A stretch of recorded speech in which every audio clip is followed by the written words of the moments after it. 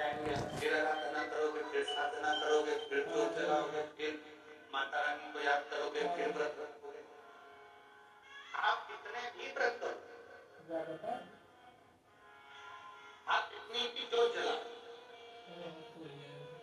आप कितना भी जागरण करो, पर 4 लोगों के सामने जाकर ये कभी मत कहना कि मेरे जैसा व्रत कोई नहीं कर सकता, मेरे जैसा जागरण कोई नहीं कर सकता, मेरी जैसी जोत कोई नहीं जला सकता। ये कभी मत।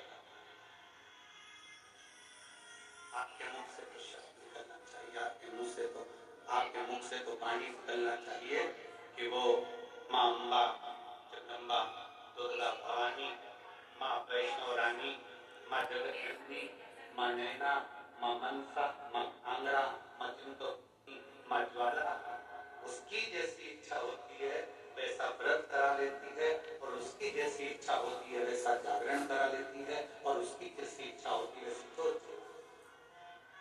हमारी सामर्थ्यता नहीं है।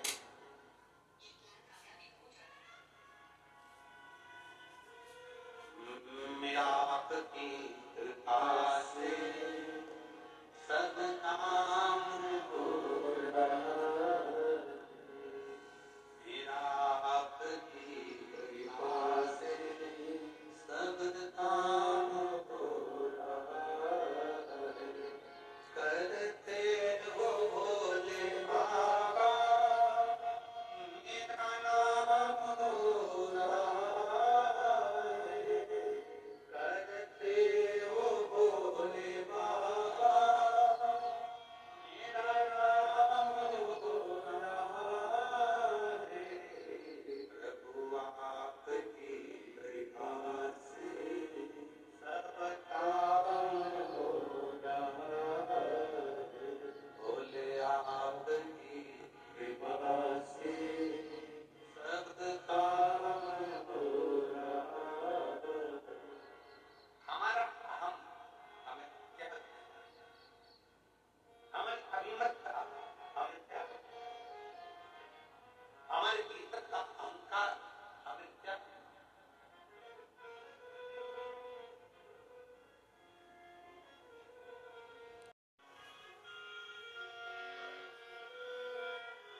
कुछ नहीं बने ना। कोई अच्छा काम कर रहा है, कोई यज्ञ कर रहा है, कोई अनुष्ठान कर रहा है, कोई पूजन कर रहा है, कोई अर्चना कर रहा है, कोई सेवा कर रहा है। अपन नहीं कर सकते इतना बड़ा आयोजन, अपन नहीं कर सकते कोई अच्छा काम, तो उसके लग कर भैया हम संभाल लेंगे।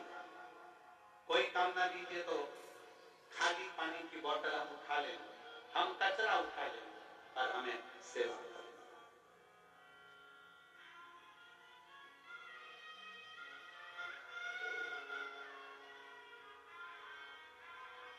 और भला किसी का कर न सको तो बुरा किसी का मत करना, फूल नहीं बन सकते तो कांटे बन।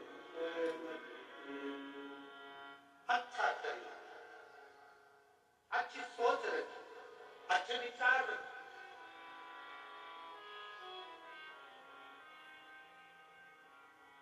और जब अच्छी सोच के साथ जब हम आगे बढ़ेंगे, अच्छे विचार के साथ हम आगे बढ़ेंगे, तो शिव क्यों ना।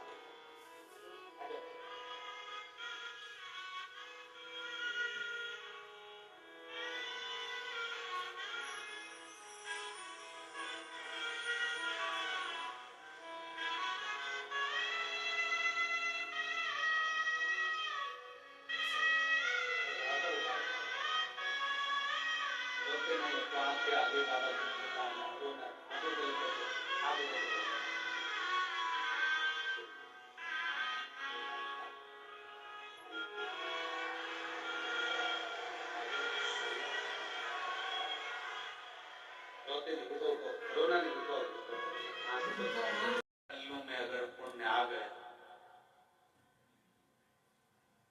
खूब अच्छी अच्छी होटलें हैं, खूब बढ़िया बढ़िया होटलें बनी हुई है, बहुत बड़ी बड़ी होटलें बनी हुई है। आप होटल में 24 घंटे। मेरा नाम आरती, पति का नाम अखिल, पिता सुरेश कुमार, मिला बच्चों को। गुरुजी, एक लोटे जल का मैं क्या वर्णन करूं। मेरी पहली शादी को 7 साल हो गए थे, संतान नहीं थी, तो मेरे बच्चे नहीं हुए, इस कारण मुझे आड़ा टेढ़ा कहकर मेरे पति ने और मेरे ससुराल वालों ने मेरा तलाक करा। क्यों? क्योंकि डॉक्टर के हिसाब से मुझे तय दिया गया कि मैं मां नहीं, संतान नहीं हो सकता। गुरुदेव, मेरा तलाक हो गया। फिर बाबा से प्रार्थना करी, मेरी दूसरी शादी हो गई। दूसरी शादी होने के बाद गुरुजी फिर 6 महीना, 8 महीना, 1 साल, 1.5 साल, 2 साल निकलते गए, पर संतान का सुख। आखिरी में वापिस जो मेरा दूसरा विवाह हुआ तो पति को कई लोग कहने लगे कि छोड़ दे इसको। इसके पहले पति ने भी इसको इसलिए छोड़ा क्योंकि इसको औलाद नहीं, तू भी छोड़।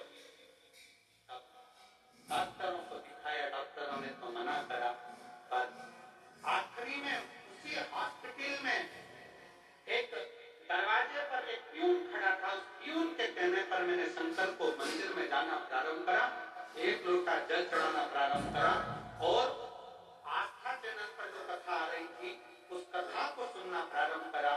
फिर मैं 2024 में भटिंडा पंजाब की कथा सुनने के लिए आ गई।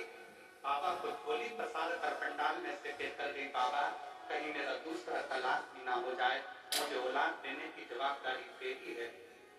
तब बाबा की कृपा से 5 महीना भी पूर्ण नहीं हुआ और शिव की कृपा से मेरा गर्भ ढेर गया और बाबा की कृपा से मुझे संतान की प्राप्ति हुई। मैं बाबा को यहाँ प्रणाम करने के लिए अन्न को उसने छुआ ही नहीं। केवल शंकर भगवान को जल अर्पित करना, शंकर भगवान को बेल अर्पित करना, भगवान शंकर को बेलपत्र चढ़ा देना, भगवान शंकर के ऊपर श्रृंगार कर देना पत्तियों का, उसी पत्तियों को उठाकर उसको खा लेना।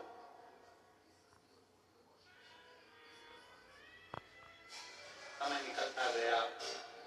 एक दिन प्रणव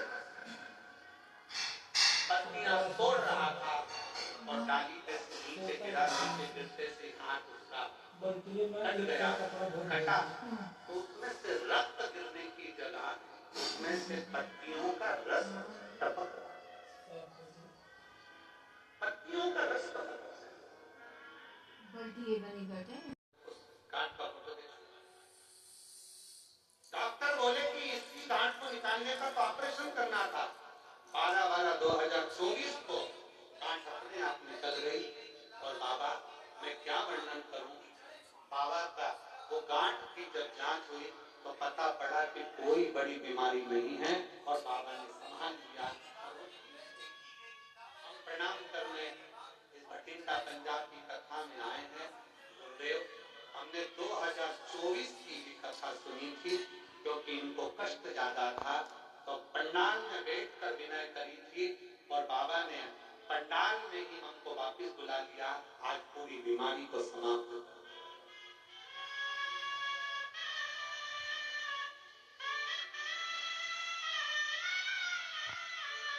एक लाइन अच्छी लिखी है बेटी ने, स्मरण करो।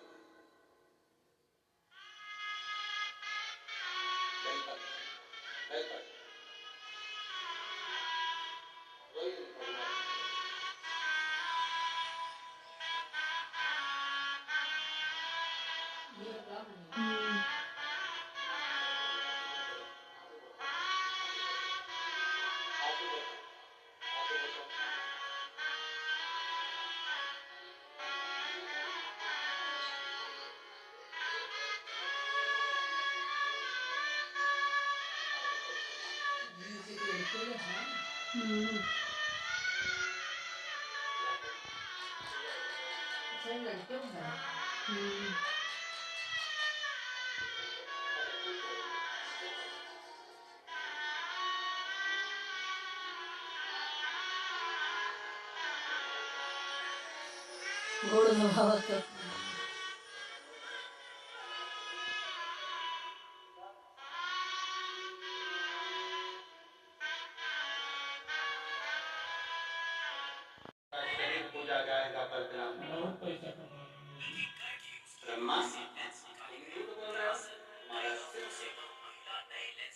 कटे हुए सिर को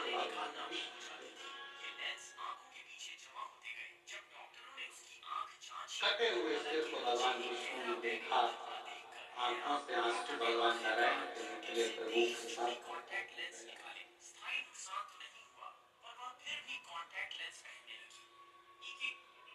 आप कृपा करो, आप दया करो, आप करुणा करो। ये ब्रह्मा जी का सिर है, इसको जोड़ दीजिए। भगवान शंकर बोलते हैं कि मैं नहीं जोड़ूंगा, क्योंकि इसने झूठ बोला, अहंकार रखकर इसने अपशब्द कर।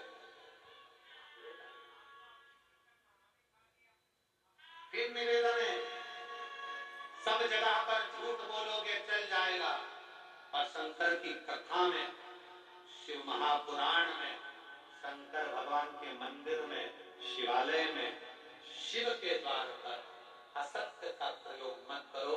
हम तो यहाँ तक मेरी जीजियों से, जीजाओं से, बेटियों से, बेटाओं से, मेरी माताओं से, मेरे भाइयों से निवेदन करना चाहेंगे, आप जितनी देर कथा में बैठो ना, उतनी देर घर से संकल्प लेकर आया करो कि मैं कथा में बैठूंगी, शंकर जी की झूठ नहीं बोलूंगी। किसी का फोन आया, पूछा कहाँ हो, कथा में बैठो। कई लोगों को शर्म आती है कहने में, मैं कथा